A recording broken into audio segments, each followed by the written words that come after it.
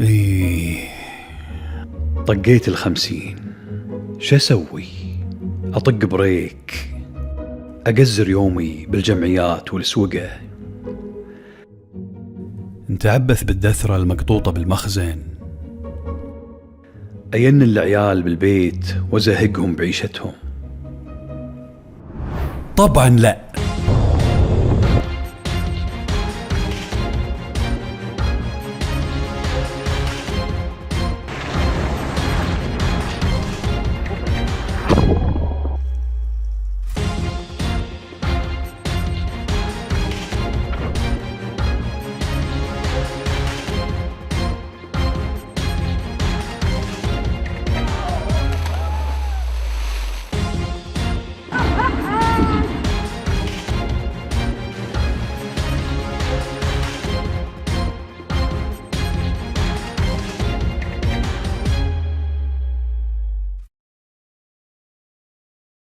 دائما لما ابي اسافر يقول لك والله 5 دقائق من المول الفلاني. ما همني الموضوع هذا، انا ما ابي 5 دقائق، انا ما ابي اشوف سوق، ابي اشوف طبيعه، حيوانات، ثمار، ناس بسطاء، بحر، جبل، نهر، ادور وين اكو مثلا دلافين، حيتان، وهذه الاشياء اللي انا لها الحين.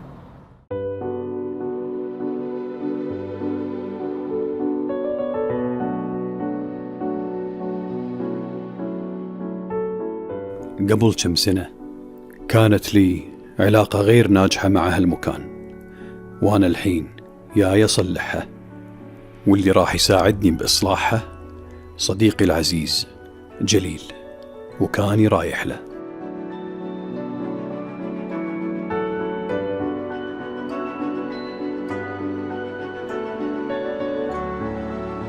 السلام عليكم. وعليكم السلام.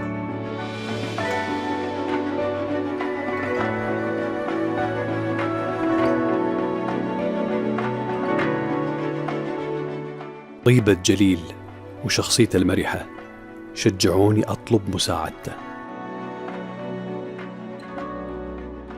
لكن جليل طلب مني طلبات ما لها شغل بالموضوع أبدا، وغير منطقية وغير مقنعة، إلا أني قررت أنفذها من غير نقاش، لأن جليل أكد لي أن إصلاح العلاقة يكمن فيها. الطلب الأول: أزور مقلع للرخام. أنا الأشياء العادية هذه تدرون ما تستهويني، مصانع، متاحف، آثار، شنو ما تستهويني كلش، لكن هني في شيء مميز، في شيء مثير جدا.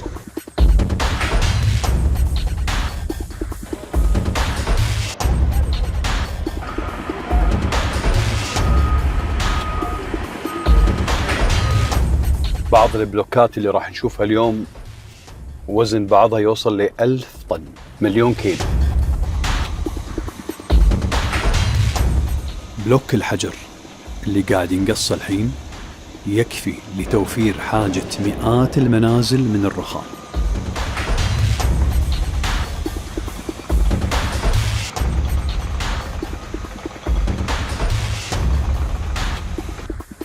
أنا وعدكم يا جماعة، أي لقطة ما فيها ترفيه، تحفيز، تحدي، مغامرات، قيمة مضافة، معلومة، إثارة، ما راح أسويها، خارج قاموسي تماما. إياه أوه ما شاء الله. قطعة الواحة الحين قدامنا 1000 طن تقريبا وزنها.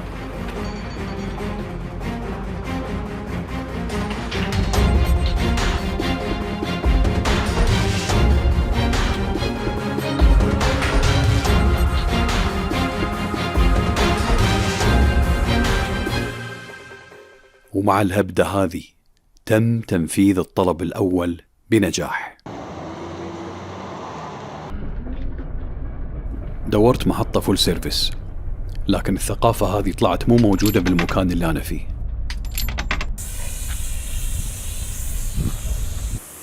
كل الناس هني يعتمدون على أنفسهم ويسوون شغلهم بيدهم.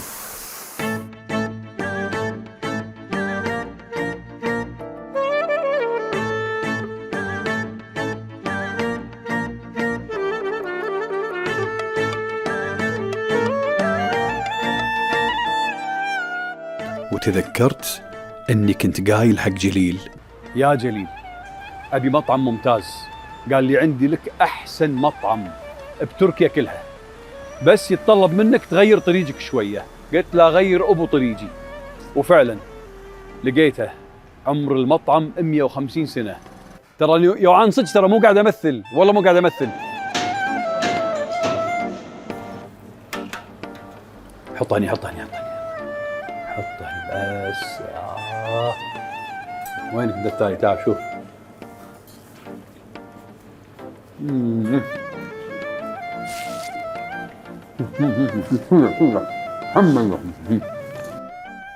حاجي مصطفى، يمك نردة، ايت نردة. يا الله، وينك يا حجي مصطفى؟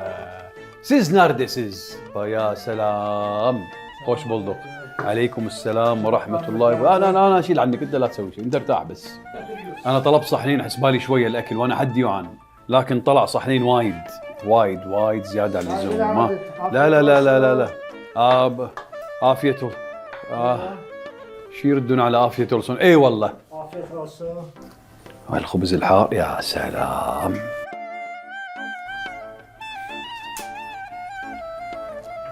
فعلا لما قال لي جليل ان المطعم هذا يستاهل ان الواحد يغير طريقة السفر ماله عشانه، ما بالغ.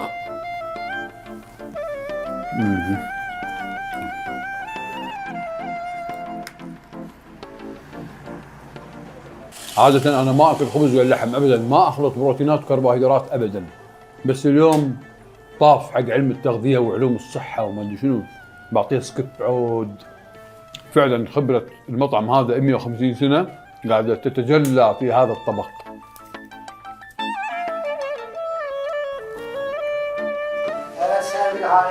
ما شاء الله مصطفى، حجي مصطفى. Afiyet olsun. Eyvallah. Kebabın üstünü güzel güzel. Kebap güzel, ekmek güzel, yoğurt güzel, kahve gurme. Siz daha da güzelsiniz. Afiyet olsun.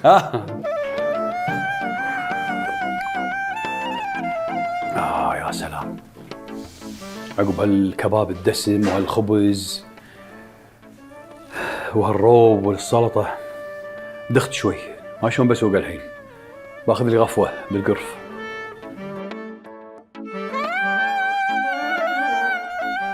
ما لحقت أوصل سيارتي، كرسي الحديقة كان أقرب لي منها.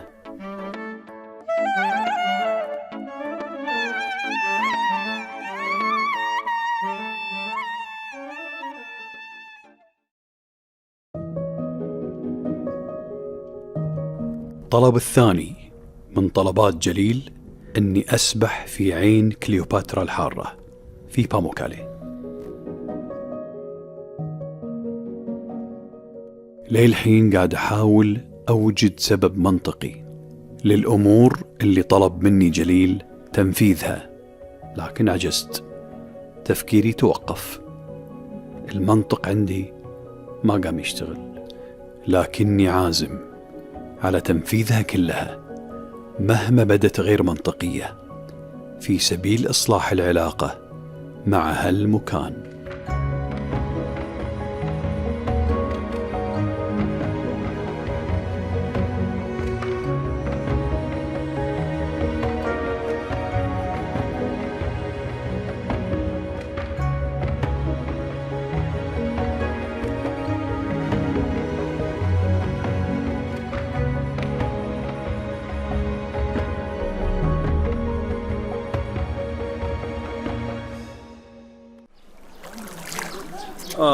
يا سلام.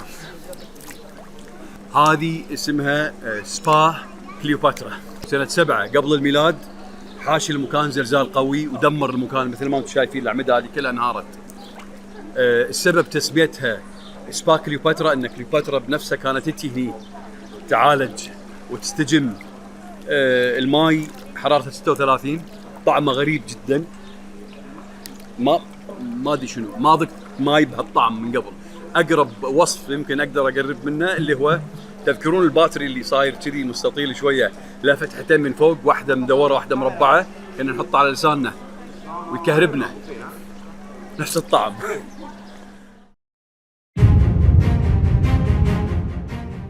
ومن الأشياء غير المنطقية، طلب مني جليل أروح ساحة المقاتلين الرومانيين. شو أسوي هناك؟ كلهم ماتوا والساحة فاضية. قال لي روح وسو أول شيء يخطر على بالك. ومن هناك شفت منظر شدني وربطني بذكريات من الطفولة، لكني ما كنت قادر أحدد ملامحها. فتملكني الحماس وانطلقت تجاهها بأقصى سرعة عشان أعيش هالذكريات مرة ثانية.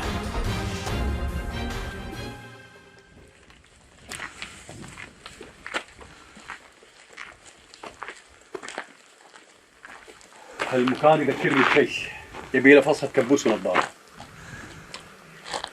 من يذكر منكم The Spy Who Loved Me، الجاسوسة التي أحبتني، سلسلة أفلام جيمس بوند، لما 007 وميجر آنيا ماسوفا الروسية وجاز بطروس التقوا في مكان شبيه بهذا، منطقة الأهرامات، وكانت الحرب أو المعركة دايرة بينهم هم الثلاثة على المايكروفيلم. أنصحكم تشوفونه. 1977 شفته بالسينما، كان وقتها عمري 10 سنين.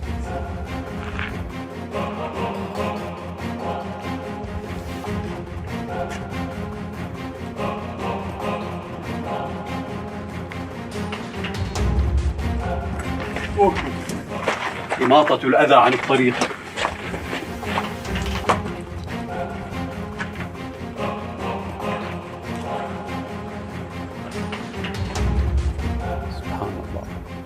سبحان الله، شوفوا النمط شلون يطالع. لوحة فنية ربانية، سبحان الله.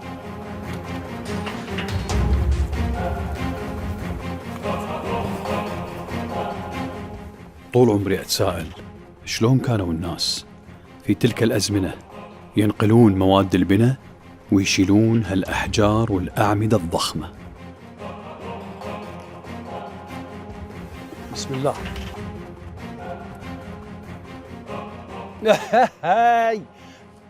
نو واي، ولا ملي ولا تزحزح ولا تعتع من مكانه. نجرب واحد أصغر، هذاك يمكن.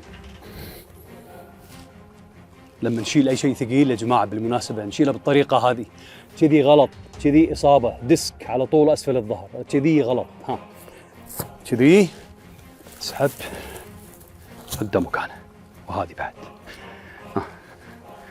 الوضعية السليمة. ها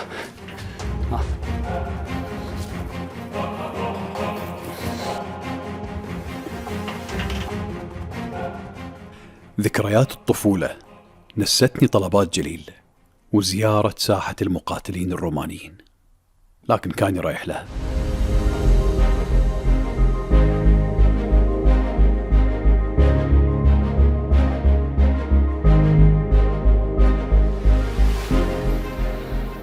واو، سبحان الله.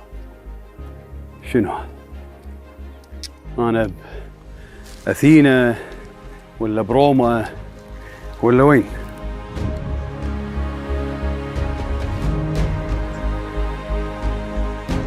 شنو هالمكان المهيب؟ هذه ساحة القتال أكيد. والله حاس نفسي جلاديتر، راسل كرو، ناقصني بس سيف ونمر.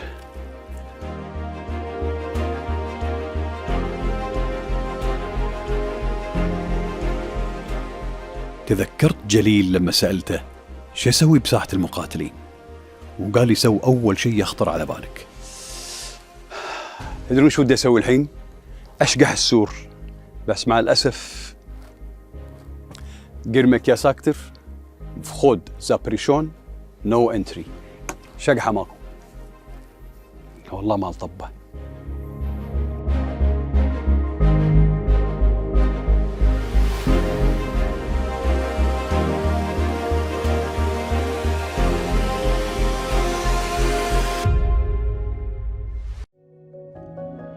والحين مع الطلب قبل الأخير من طلبات جليل. أخيراً وصلت باموكالي أو قلعة القطن.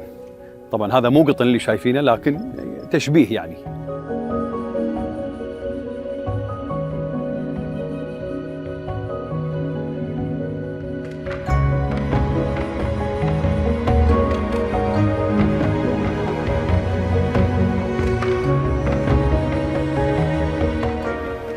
مكان وايد حلو. شوف بالخلفية القرى الجميلة هذه.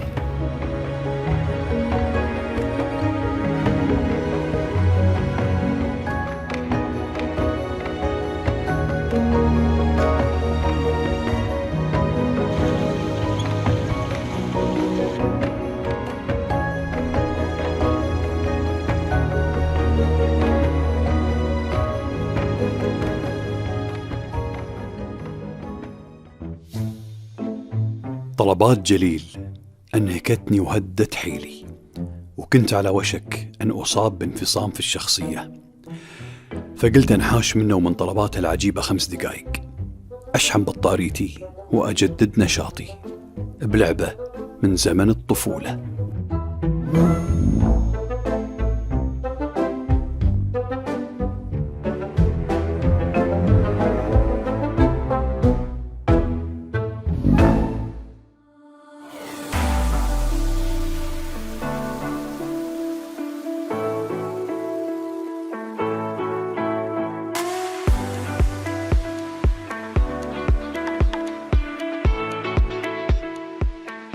اشتقت حق هالمكان اللي مو جاي له من سنين، وأول ما وصلت قعدت أدور على لعبتي المفضلة، الزحلاقية.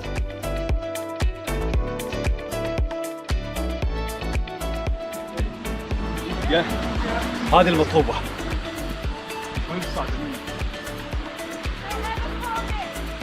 ما راح تسمحوا لي. شوف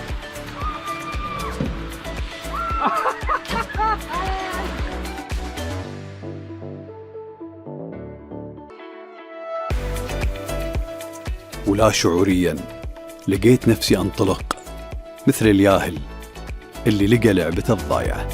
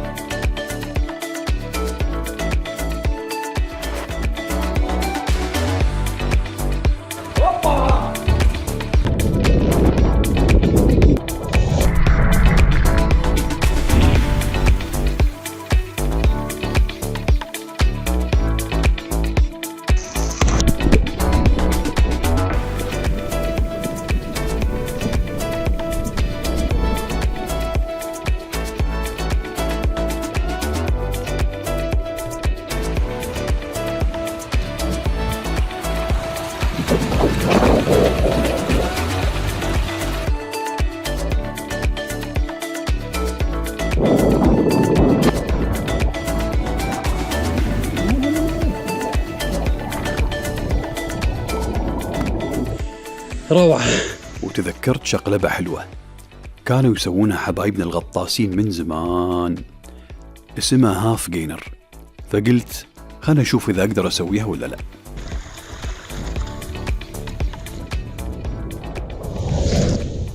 أكلت لي كم كرباج مية، مصطلح في عالم الغطس معناه الشعور بلسعات خيازرين على الظهر جراء السقوط بشكل خاطئ بالماي من ارتفاع. نتيجة حتمية طبعا لما الواحد يحاول يقتحم تخصص مو تخصصه. حسافة. مر هالوقت الحلو بسرعة، ويا وقت الجد مرة ثانية، ومع آخر طلب من طلبات جليل، مغارة كاكلك أو كاكلك مغارسة.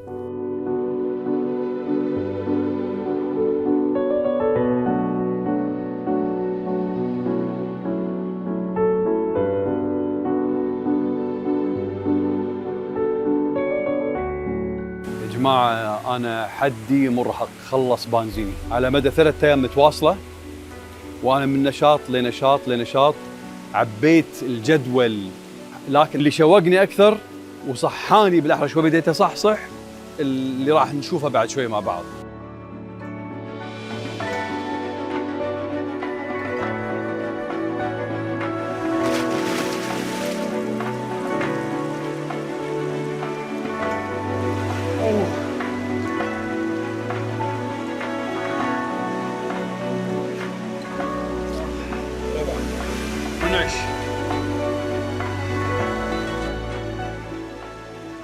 وماكو شيء يرجع النشاط والحيوية للإنسان مثل عيون الماي المفعمة بالأيونات السالبة، وعين مغارة كاكلك واحدة منهم.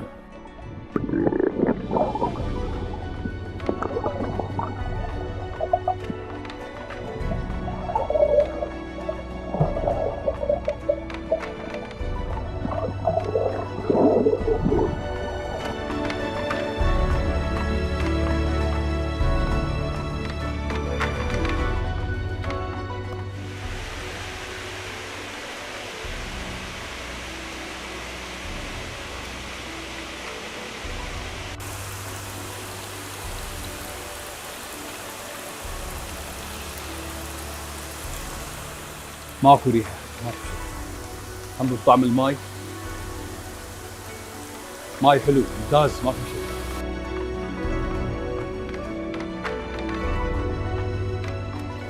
العيب الوحيد بالمكان هذا هو غاز ال H2S البيض الفاسد، هيدروجين سلفايد، كبريتيد الهيدروجين، غاز سام، والحد الأعلى أو النسبة العليا المسموح فيها 4 ppm 4 parts per million parts of air، 4 أجزاء لكل مليون جزء من الهواء.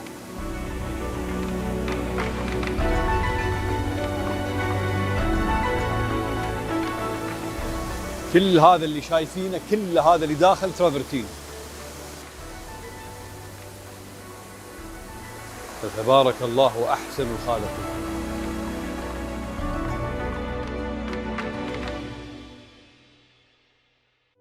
طلبات جليل غير المقنعة وغير المنطقية آنذاك صار فيها كل المنطق عقب ما تصلحت العلاقة مع هالمكان. شلون؟ بقول لكم السالفة بوقتها قريبا إن شاء الله.